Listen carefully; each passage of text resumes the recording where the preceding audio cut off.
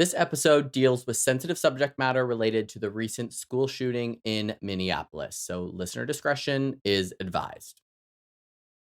Welcome back to Hot Air, the queer podcast where we spill the tea, stir the pot, and drag conspiracy theories, bigots, and lazy thinking straight to hell. I'm your host, Joshua Robert, and today we have got to talk about something very heavy. I was on the fence about even talking about this, but I think that it is very important.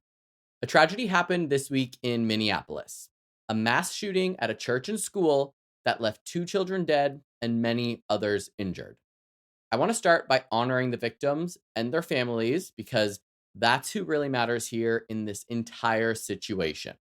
So take a breath, take a pause. I know keeping them in your prayers and thoughts does nothing, but keep them in your heart. And as always in America, after a wild event like this happens, there's finger pointing and frankly some very dangerous nonsense online. A lot of people are obsessing over whether the shooter was transgender. Some are claiming that being trans is a mental illness, and they're using this tragedy as an excuse to smear the entire LGBTQ plus community. I have seen a huge amount of posts online, anti-trans posts, and some very wild memes, and that's really why I was like, I need to say something about this. So here's what we're going to talk about on today's episode. We're going to start with what actually happened in Minneapolis. I'm not going to spend a lot of time on it because you can find that information elsewhere, and that's not necessarily what this episode is about. We're going to talk about what we do and do not know about the shooter's identity. We'll speak about whether being transgender is a mental illness, and, well, spoiler alert, it is not. And I'm going to back that up with facts and what science really says about being transgender. We'll then touch on who mass shooters in America actually are, based on, again, statistics and facts. Then finally, we'll finish with how absurdly easy it is to still buy a gun in this country.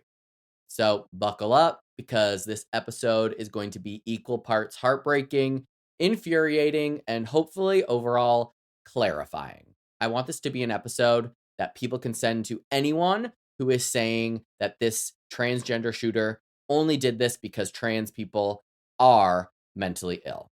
Because that, in my opinion, is some BS. So let's hit it.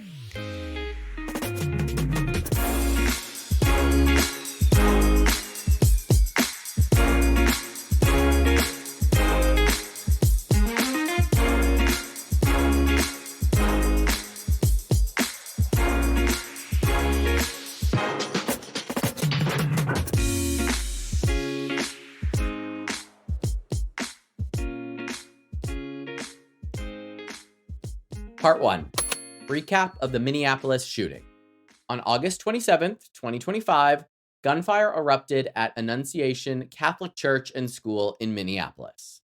The suspect, 23-year-old Robin Westman, entered the building with multiple firearms. I've also heard that the shots were fired from outside. Either way, shots were fired. Children were hit. Chaos unfolded. By the time it was over, 2 children had been killed, others wounded, and the attacker died by suicide on the scene. And that's really the bare bones of it. I'm not going to read every gruesome detail. You can find that in the news. And I'm also not going to amplify whatever online rants or manifestos the suspect may have left behind. And I've seen a lot of them floating around the internet because history and research shows that glorifying shooters fuels copycats. Instead, what I want to do is zoom out here. Because right after this story broke, a certain corner of the internet did not stop at "this is tragic," because that's the only thing you should have to say about this immediately after. Instead, people started screaming that the shooter was trans. Cue the Fox News segments and cue the Twitter rants, all about mental illness and the predictable flood of anti-LGBTQ plus hate. And here's the thing. Yes, there are records showing that Robin Westman, the shooter, identified as transgender. There was a name change filing. There was some social media content that would sort of back that up. But the police investigation is still ongoing. And even if that identity is confirmed, using it to stigmatize millions of trans people across the world is absolutely absurd.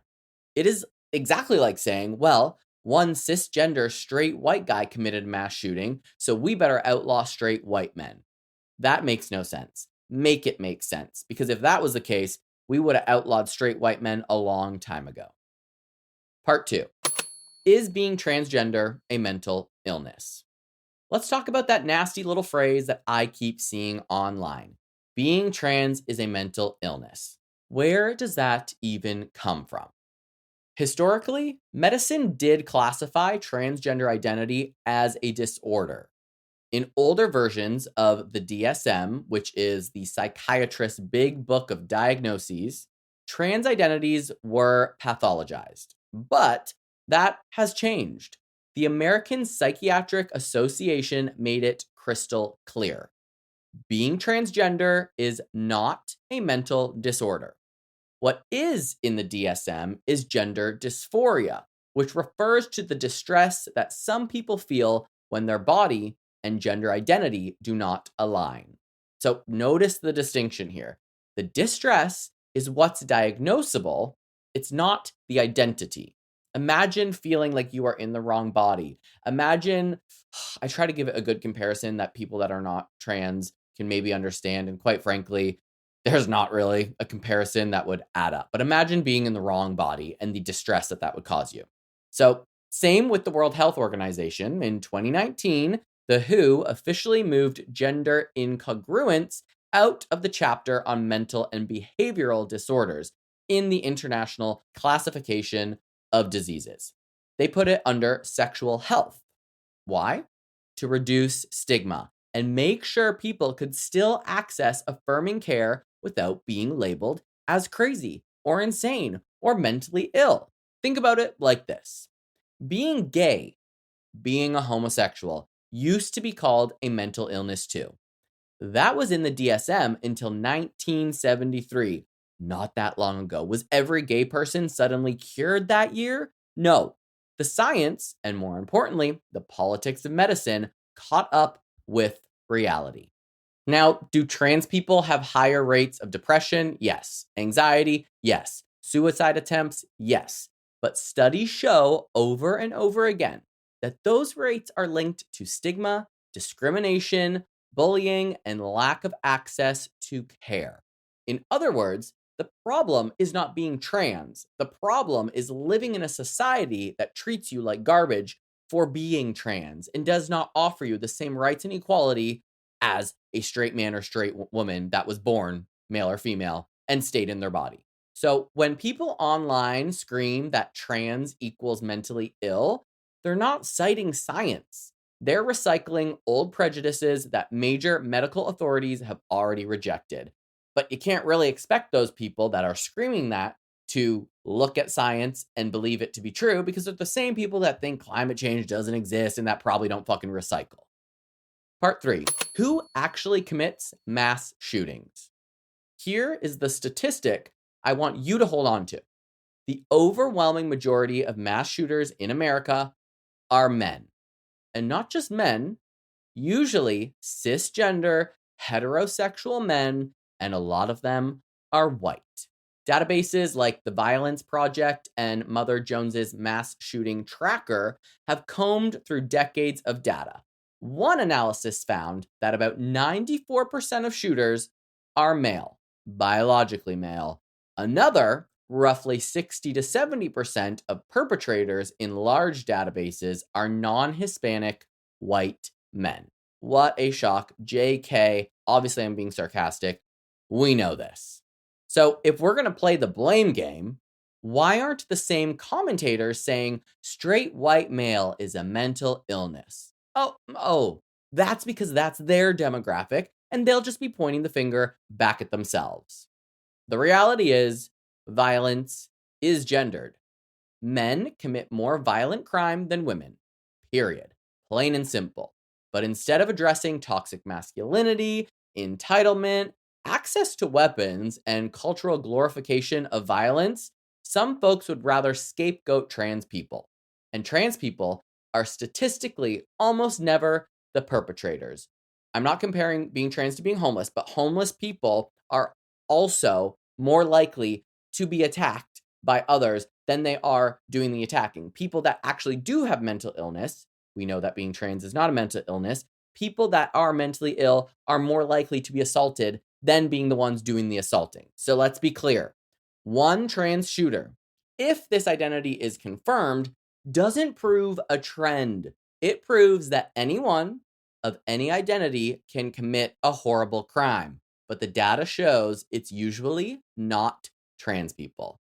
Everyone from any walk of life, from anywhere in the world, no matter what you look like, you can be a friggin' alien and you can have mental illness. You can do terrible things, but it is highly unlikely that a trans person is going to be a shooter in a mass shooting.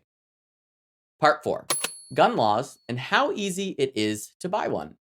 Let's shift to the real issue, guns. Because whether someone is cis, trans, straight, gay, white, black, a Martian, they can't commit a mass shooting without a gun. Hello, it's very simple. And here's how US gun laws work. If you buy from a federally licensed dealer, you go through a background check. But, and it's a big but, private sales often don't require that. They don't require a background check. And that includes many gun shows, online transactions, or even just buying from a buddy. And we also know that you can 3D print a gun now. This loophole is one of the biggest weaknesses in the entire system. Surveys estimate around 1 in 5 gun transfers in America happen without any background check. That's millions of guns changing hands every year, zero paperwork. So we really don't even know who has these guns. If there's no record of it, they could be passed around here, there, everywhere. We don't know where they are. No paper trail. And even with background checks, a lot of shooters pass them. They don't always have criminal records. Some states have stronger rules, like universal background checks, waiting periods, or red flag laws that let families temporarily restrict someone's access to firearms if they feel that they're a danger. But at the federal level, it's still shockingly easy. Why there is no blanket rule book for guns, I don't know. In the Minneapolis case, reports say that the shooter legally purchased multiple firearms. That's the norm. People imagine shadowy black market deals, but the reality is America just hands out guns like they're handing out candy. Other countries have had mass shootings too. It's not just condensed to America. But after tragedy, they tightened the laws. Australia, New Zealand, the UK, they tightened their laws after mass shootings, and they haven't had mass shootings at the same rate since. Meanwhile, America has more guns than they do people. Think about that. More guns in this country than there are people in the country, and more mass shootings than days of the year. So, instead of scapegoating trans people, maybe we should ask, why can a 23-year-old walk into a store and buy enough firepower? That's a hard sentence to say. Why can they walk into the store and buy enough firepower to wipe out a classroom? That's the question. Why was this shooter allowed to purchase firearms, to post all these things over the internet, and not be caught before tragedy struck? Part 5. Let's wrap this up. So here's what happened in a nutshell. We had a tragedy in Minneapolis, and it left 2 children dead and many other wounded and still in the hospital. The shooter has been reported as transgender, but that is not the point, nor has it been proven yet. And even if the shooter was transgender, being transgender is not a mental illness. Every major medical authority agrees, and RFK may say otherwise, or whoever the hell else is working in the Trump administration who has 0 degree and no brain cells left, but being trans is not a mental illness. Most mass shooters are cisgender, straight men, many of them white, just like rapists and just like murderers. Statistically, white men do it. The real common denominator is access to guns. Plain and simple, end of story, period. So, the next time that you see someone online twisting tragedy into an excuse to bash trans people, remember, that's a distraction.